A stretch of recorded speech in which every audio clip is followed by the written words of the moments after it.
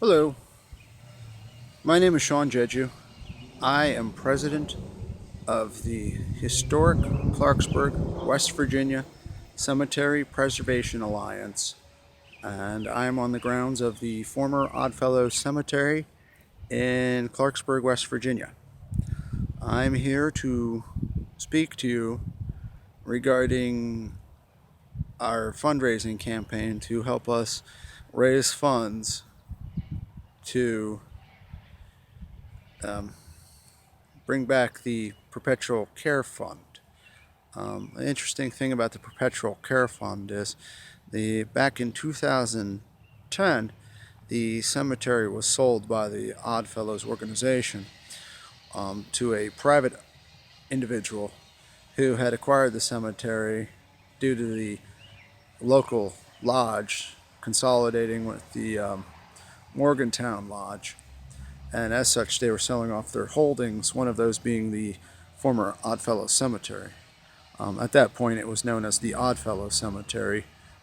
We respectively call it the former Oddfellows Cemetery as order to keep a link to its historic ties and not necessarily change the name so much as to confuse any individuals that may be looking for their ancestors. Well, the Perpetual Care had roughly $35,000 in it and was sold off as one of the assets with the cemetery, which the cemetery was only sold for $1 to a private individual who was a former member of the Oddfellows organization. Um, and as such, he had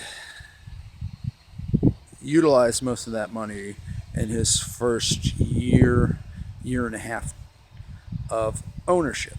The cemetery once again switched hands in 2013 to another nonprofit organization that had stepped in lieu of some legalities that had come up of a nature, such as I, for one, was the personally hit with a cease and desist order as well as a potential lawsuit from the owner who purchased it off of the Oddfellows. The Oddfellows had originally owned it from its formation in the 1860s up until 2010. The cemetery is once again changing ownership hands. It is going from the Glen Elk Redevelopment Association to the historic Clarksburg, West Virginia Cemetery Preservation Alliance. We are seeking funds in order to help restore the numerous headstones that have been vandalized over the years. We're also seeking funds to make repairs and improvements to the perimeter fencing. We're also seeking funds overall to maintain the grounds, the costs associated with groundskeeping, such as mowing, raking, leveling the throughway to accommodate the other project that we have in store, which is paving, so that folks may be able to come visit their ancestors in a more timely manner. You see in the background behind me at this point is a view of the cemetery. I will take the video recording device here and just give you a overall sense of the size of the cemetery here. Unfortunately, at this point, the video is highlighting the grass that is growing upwards. We had a volunteer mowing session on Saturday, May 6th, but due to inclement weather and some of our volunteers having to be called into work, we only managed to get a small part of the cemetery mowed, which is that front section there that you can potentially see where the grass is lower. I will continue to walk around and just kind of highlight some of the images that are associated with some of the projects I had spoken of. This is the grave markers. This is an example of some of them that have been knocked over or flipped over during vandalism.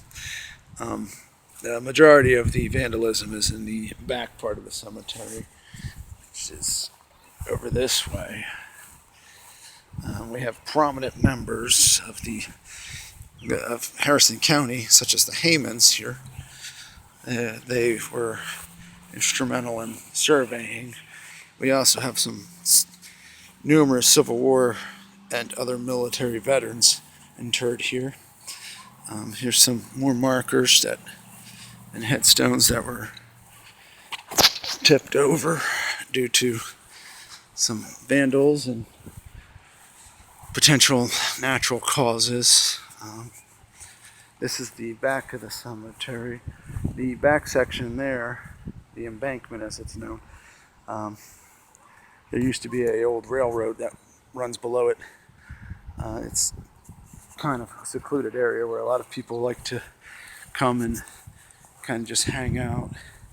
We also have some trees that we need to have removed, and costs associated with professionally doing that.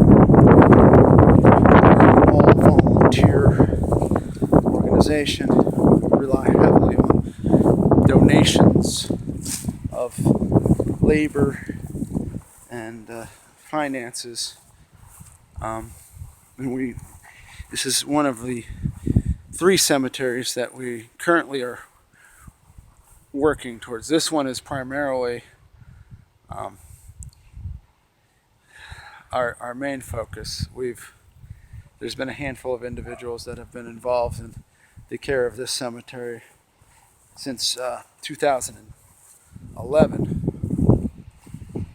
I myself first got involved because I used to live on the street nearby, and I had noticed that the cemetery had some issues with just keeping it in good condition. We have over there, you may see off in the distance, you have the Goff family. They are prominent members of Clarksburg community, philanthropists and business owners. There's a good percentage of them in here, as well as just quite a bit of regular citizens as well. Let's see here. There's some more examples of the vandalism that has taken place over the years. There's pretty heavy monuments to be lifted and reset and secured. We've been in contact just recently, starting to get estimates of costs associated with this type of restoration work with some of the local monument companies. This particular grave that I'm standing alongside here is Northcott, and he was a high-ranking official. I believe he was a general. I'd have to verify that in my history, but my memory does serve. He was a general in the Civil War. Clarksburg, West Virginia had been a Civil War depot, and during the Civil War, munitions and such. That right here is another Goff. This is Nathan Goff Sr. This is his family plot. As you can see there's another marker that has been knocked over. We have some individuals. As you can see, there's a perpetual care marker on this monument. The Oddfellows had marked monuments that they had in their records as being paid for perpetual care with those placards.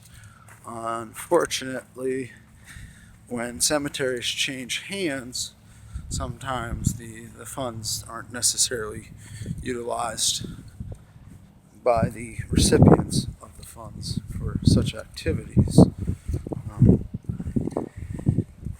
As such, this is kind of what happens. I'm not trying to throw any organization under the bus, but this just kind of gives a highlight of the need.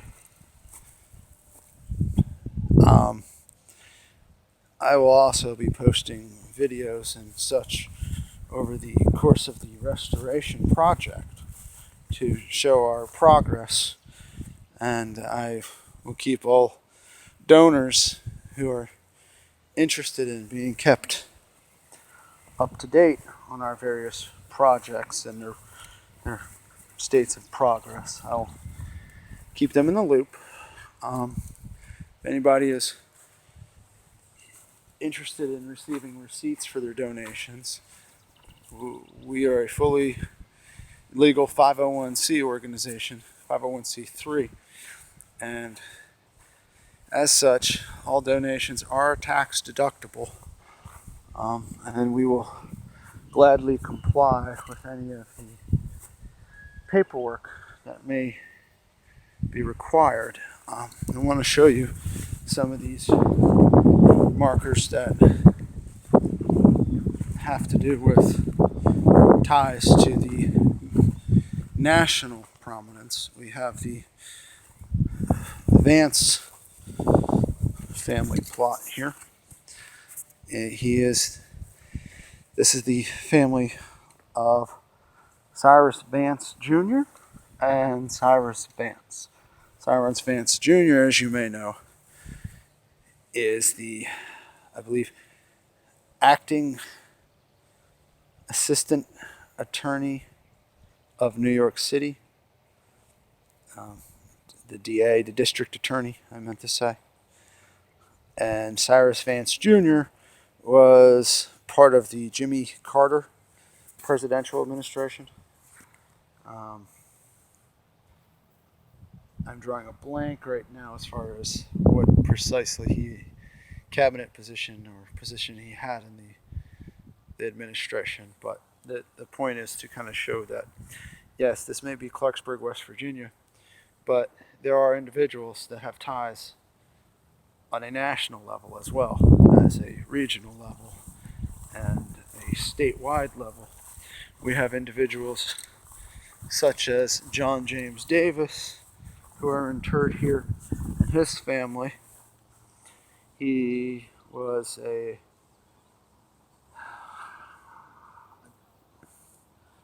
senator or a congressman who was involved in a few of the conventions that had helped form the state of West Virginia during the Civil War. And in the back of the cemetery where I just was is John Snyder Carlisle, another individual, and his family is interred there as well. That was part of the formation of West Virginia. The northern counties broke off from the southern counties of Virginia to form their own state more in line with the north. There's some interesting politics that are involved with that at the time.